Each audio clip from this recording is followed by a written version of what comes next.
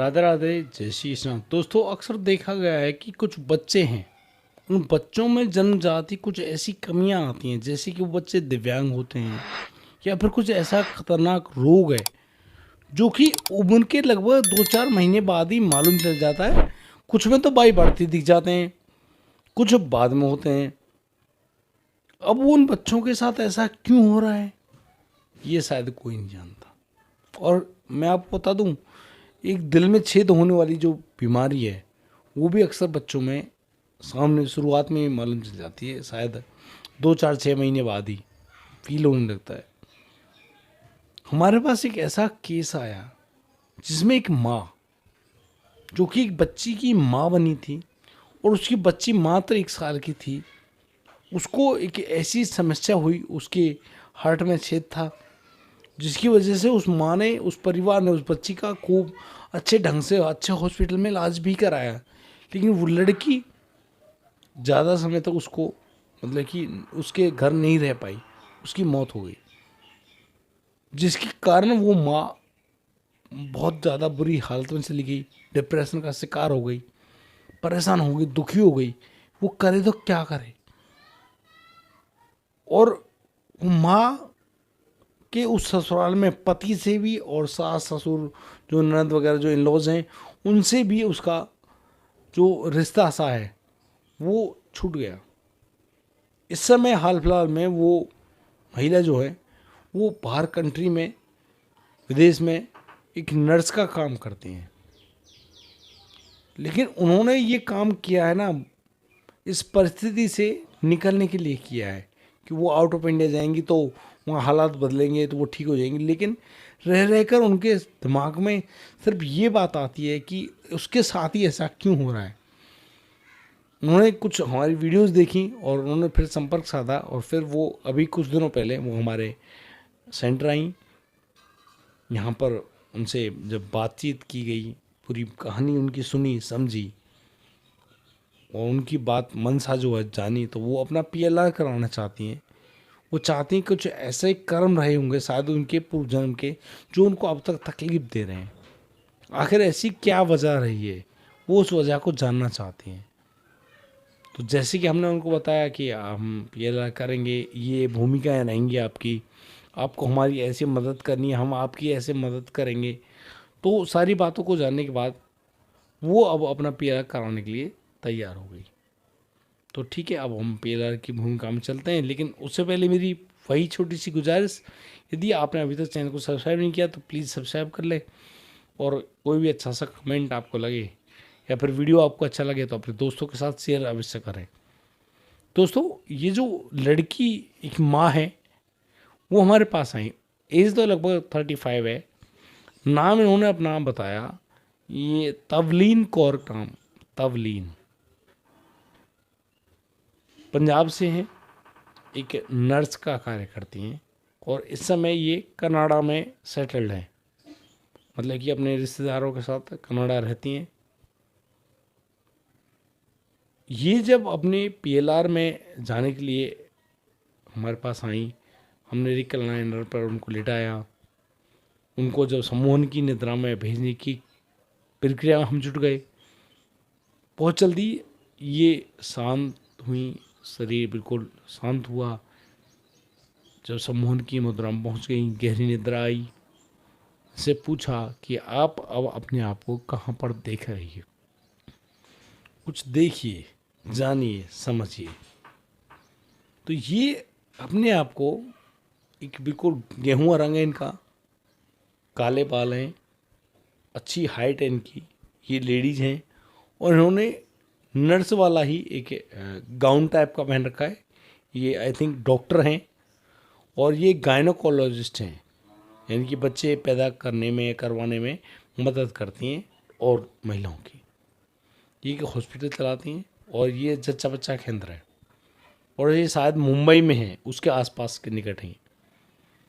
तो इनसे पूछा कि आपका नाम क्या है, कुछ आप अपने बारे में जानते हैं। तो वो कहती हैं कि उनका नाम मृदुला है और वो एक अच्छी नर्स रही हैं और ये मृदुला सेंटर है, मृदुला जच्चा बच्चा केंद्र है, उसकी प्रमुख डॉक्टर हैं। इनसे कहा कि अब आप क्या देख रही हो, तो कह रही हैं कि उनके हॉस्पिटल में, उस नर्सिंग होम में करीब 8-10 महिला हैं जो गर्भवती हैं, उनका जो डिलीवरी का टाइम चल रहा है, बच्चा पैदा होने वाला है, और ये बस उनकी हेल्प कर रही हैं। ऑपरेशन जरूरत पड़ती है तो ऑपरेशन भी करती हैं, मतलब कि उनकी हेल्प करती हैं। कब का समय रहा होगा, इनसे जब पूछा गया तो इन्होंने समय बताया, ये करीब लगभग 1970-72 के लगभग इन्होंने टाइम बताया अपना। कुछ ज़्यादा इतना इम्प्रूवमेंट था नहीं भारत में तो, लेकिन नर्सों का तो शुरू से ही काम रहा है। मिडवाइफ जो रही हैं उन्होंने अपनी पूरी भूमिका निभाई है, लेकिन कुछ लोग पढ़े लिखे हैं तो हॉस्पिटल की तरफ ज़्यादा भागते हैं। तो ये उस समय एक चर्चा के अंदर चलाया करती थी मृदुला। लेकिन इनके दिमाग में एक खास चीज़ है, अक्सर ये लोगों से पैसे कमाती हैं, हड़पती हैं। कैसे?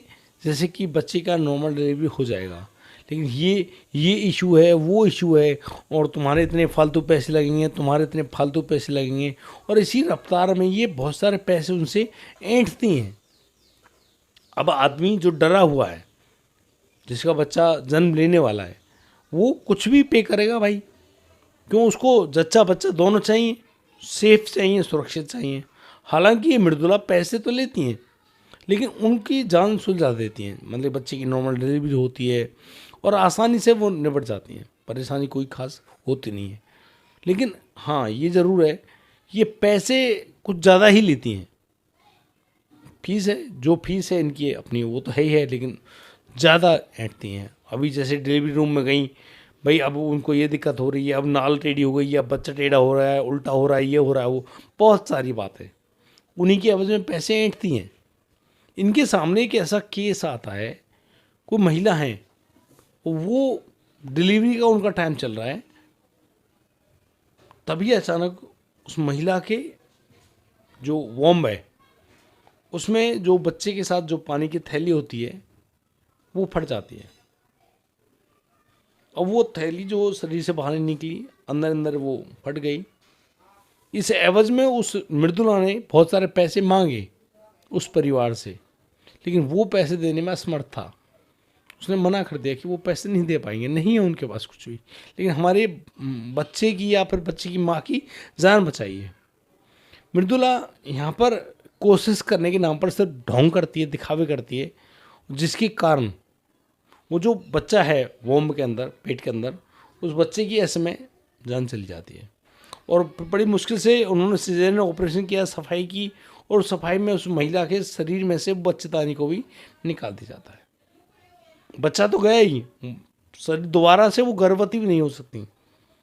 अब ये जो पीड़ा है उस माँ को, भाई माँ सोचती है बच्चा कोई बात नहीं, नेक्स्ट टाइम देखा जाएगा, लेकिन अब वो दोबारा माँ ही नहीं बन सकती। अब सोचिए उस माँ पर क्या बीतेगी। वो माँ अपने हृदय से बड़ी गंभीर बद्दुआं देती हैं, किसको? मृदुला को।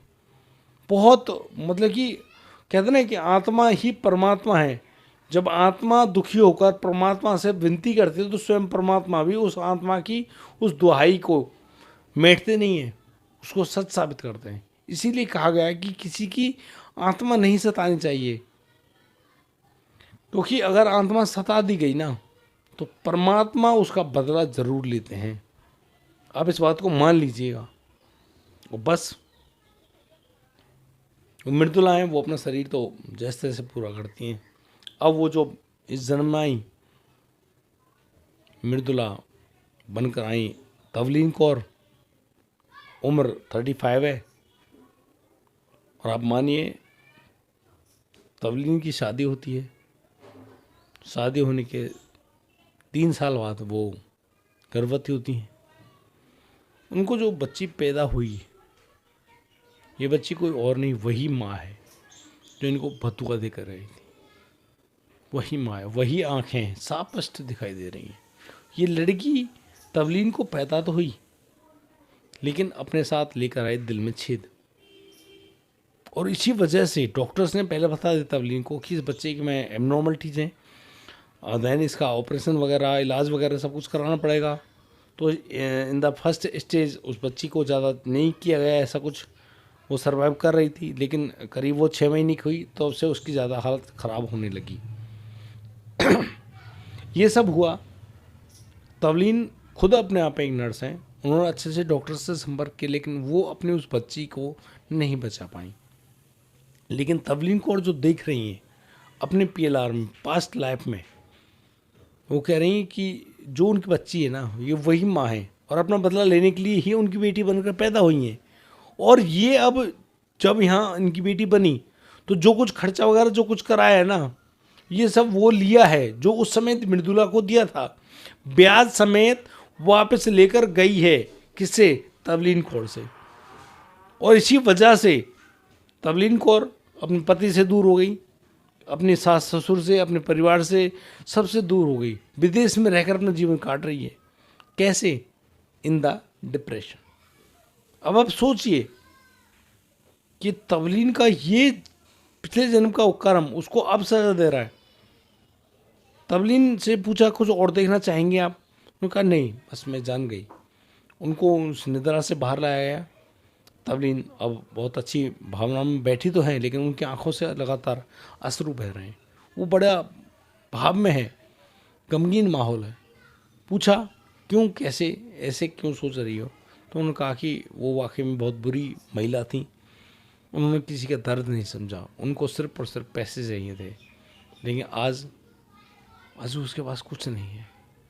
और सही मायने में पैसा वैल्यू नहीं करता, वैल्यू करता है सुकून। लेकिन आज उसकी लाइफ में सुकून नहीं है, शांति नहीं है, एक हंसने का भाव नहीं है। वो जिंदगी जी रही है, सिर्फ जी रही है, जिंदगी नहीं है। कहते ना जीवन चल रहा है लेकिन उसमें जान नहीं है। अब बताइए बिना जान का जीवन कैसे होगा? क्या आपने पशुओं को हंसते देखा है? लेकिन हाँ, उनको जब मस्ती आती है वो खूब नाचते गाते हैं। चिड़ियाँ हैं, खूब नाचती हैं, मस्ती है उनके जीवन में, पछतावा नहीं है। लेकिन पछतावा केवल केवल मनुष्य शरीर में होता है, विवेक मनुष्य शरीर में होता है, बुद्धि हर किसी में है। लेकिन ये पछतावे की भावना और ये विवेक का जो जागरण है, ये केवल केवल मनुष्य शरीर में होता है। अब तवलीन जी से पूछा गया कि अब आप कुछ और जानना चाहेंगी, या आपको अब शांति का अनुभव हो रहा है या नहीं हो रहा है, कुछ बताइए। तो तवलीन जी ने बता दिया कि उनको मालूम चल गया कि उनके जीवन में जो बहुत सारे जन्म उन्होंने लिए हैं, उनके ही कर्म उनको अब सजा दे रहे हैं। शायद इस सजा को पाने के बाद उनकी बुद्धि सही हो जाए और वो सही मार्ग पे चलने लगें। हमने भी यही कहा उनसे कि आप आराम से रहिए, तसल्ली से, और हो सके तो आपसे माफ़ करना सीखिए, लोगों को माफ़ कीजिएगा। आपको आपकी की सज़ा तो मिली है, और भी यदि बाकी है तो वो भी मिलेगी, अवश्य में मिलेगी। कोई नहीं लूटता, कोई नहीं छीनता, लेकिन जो गुण है वो तो आएगा। अब कर्म किसने किए? आपने। अब ये कर्म का बंधन किसके साथ जुड़ा? शरीर के साथ नहीं, आपकी सोल के साथ। इन सोल आते हैं। हम डिफरेंट बॉडीज में जाने के बाद सोचते शायद मैं अब ये पशु बन गया, मैं भी नहीं, वो तो भोग्योनियाँ हैं। मनुष्य शरीर में आप तब आते हो, तब आप भोग से ऊपर उठ जाते हो। यहाँ आप अपने कर्म सुधार सकते हो, अच्छा बना सकते हो, फिर आप अच्छे भाव में चल सकते हो। अब अच्छा भाव है कहाँ? अच्छा भाव आता है विवेक से। और विवेक कैसे जागृत होता है? केवल और केवल सत्संग से, अच्छे भावों से। अब ये भाव आपके अंदर है नहीं, सत्संग आप करना चाहते नहीं, आप 24 घंटे मोबाइल में अपनी आंखें फोड़ते हैं। जब भी टाइम मिलता है आप खा लेते हैं, पी लेते हैं, सो लेते हैं और अपना मोबाइल, सिवाय इसके क्या कर पा रहे हैं? अच्छा, 8 घंटे की ड्यूटी भी कर रहे हैं, फिर उसके बाद ड्यूटी में भी आप 4 घंटे तो मोबाइल चलाते ही हो, तो फिर आपके सुकून, सुख शांति की जो चीज़ है वो तो ये मोबाइल खा गया। फिर आप कहाँ हो? आप अपने आप को कहाँ पर रखे हो? फिर आप क्या होगे कि यार हमारे साथ ऐसा हो? भैया होगा। आप अपने मनुष्य जीवन को समझ ही नहीं पाए, ये किस लिए मिला है। भाई हम कुत्ता, बिल्ली, बंदर कुछ भी तो बन सकते थे, लेकिन हम मनुष्य ही क्यों बने? तवलीन जी से जब ये बात पूछी गई ना, तो उन्होंने भी कोई खास जवाब नहीं दिया। क्या हम खाने, पीने, हगने, बच्चे पैदा करने सिर्फ इसलिए आए हैं? या फिर हमें कुछ और ही करना है? शायद इस बात का जवाब मैं आज आपको नहीं दूंगा, परम पूज्य गुरुदेव की कृपा से हमको मालूम है, लेकिन मैं आपको जवाब नहीं दूंगा। लेकिन मैं ये प्रश्न आप सभी से पूछता हूँ, फिर दोबारा पूछता हूँ कि हमको ये मनुष्य देह क्यों मिली है, इसका मुझे रीजन बता दीजिएगा प्लीज़, यदि आपके पास उत्तर है। और हाँ, दूसरी बात, मैं ये जोक करने नहीं बैठा हूँ, there is no any jokes, मजाक नहीं है, ओनली ट्रथफुल चीज़, मीनिंगफुल चीज़, जो वैल्यू करता हो लाइफ में, वो चाहिए। बाकी आज के लिए सिर्फ इतना ही। अब दीजिए मुझे इजाज़त, मिलता हूँ कल, लाऊंगा एक और अनोखा मामला। राधे राधे, जय श्री कृष्णा।